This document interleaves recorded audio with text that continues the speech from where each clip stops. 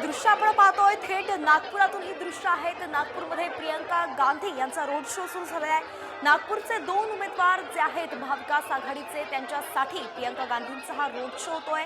थेट दिल्लीतून या दोन उमेदवारांच्या प्रचारासाठी प्रियंका गांधी आल्या आहेत। त्यांच्यासोबत आपण पाहतोय की रमेश चेन्नीथला सुद्धा आहेत, महाराष्ट्र काँग्रेसचे प्रभारी रमेश चेन्नीथला सुद्धा आपल्याला त्यासोबतच दिसत आहेत। छत्तीसगडचे नेते जे आहेत भूपेश बघेल माजी मुख्यमंत्री सुद्धा या ठिकाणी आपल्याला रथामध्ये दिसत आहेत। अनेक दिग्गज काँग्रेसचे हे नेते जे आहेत त्या रथात आपल्याला स्वार दिसत आहेत आणि नागपूरमधल्या उमेदवारांच्या प्रचारासाठी सध्या हा रोड शो होतोय।